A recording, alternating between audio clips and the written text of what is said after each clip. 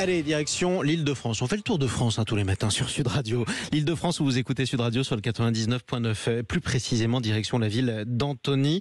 Bonjour Stéphanie Schlinger.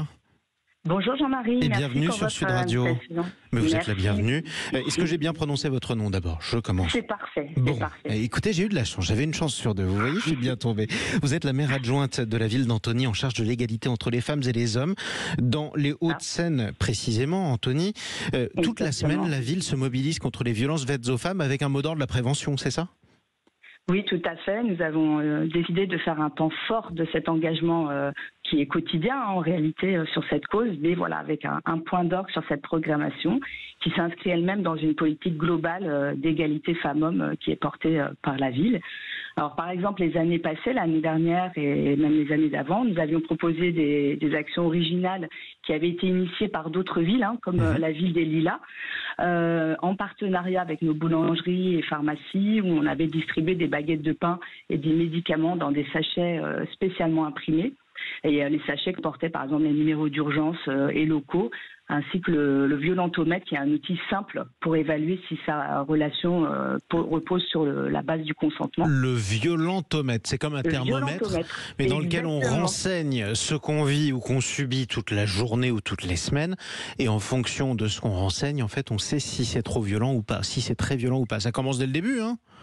Tout à fait. Et en fait, cet outil, il est vraiment plus particulièrement dédié aux jeunes femmes, en fait, qui se lancent dans une relation amoureuse, avec des items très concrets pour savoir où on se place, et ça pose question. Donc, on a mis aussi ces violentomètres géants à des endroits stratégiques de la ville pour informer, sensibiliser, puis pour faire parler, échanger les jeunes aussi sur ces sujets, et on l'espère avec leurs parents. Alors, ça commence où, par exemple, tiens, si on reste sur le violentomètre?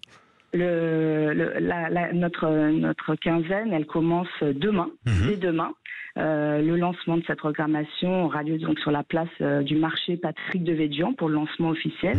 On aura la chance d'avoir Laurence Perrault qui orchestrera la matinée. Tiens, c'est un nom qu'on connaît bien, effectivement, on l'embrasse. Vous savez qu'elle est en Bourgogne en ce moment et elle anime avec Jean-Luc Moreau, on parle auto à partir de 10h, comme chaque samedi sur Sud Radio. Il faut qu'elle revienne demain bien à Antony. Il y aura des tables rondes sur l'engagement sur le sujet, l'engagement politique aussi de la municipalité.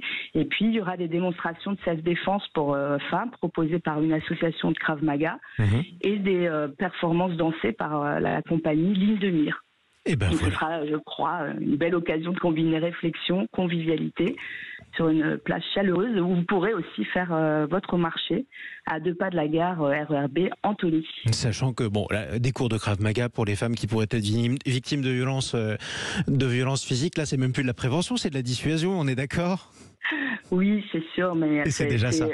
C'est aussi parce que c'est un sujet qui est sensible, difficile, grave, et que c'est compliqué aussi de faire venir les gens à ce sujet. Donc là, vraiment, les animations fait qu'on attire davantage exactement de curiosité. On va vers eux, on leur parle dans leur quotidien, on espère leur livrer des informations clés, importantes, sensibles, qui permettre qu'ils échangent et aussi de faire connaître les dispositifs d'urgence, évidemment. Donc il y a aussi des actions qui sont lancées à destination des jeunes également.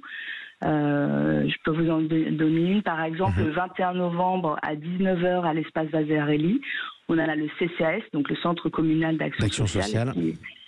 Qui propose une conférence chantée, Liberté, Égalité, Sororité, qui est plus destinée aux plus de 12 ans, par le professeur X, qui mêle théâtre, chanson avec légèreté. Il reprend des chansons actuelles en les traitant sur les droits des filles et des femmes. Donc l'entrée est gratuite.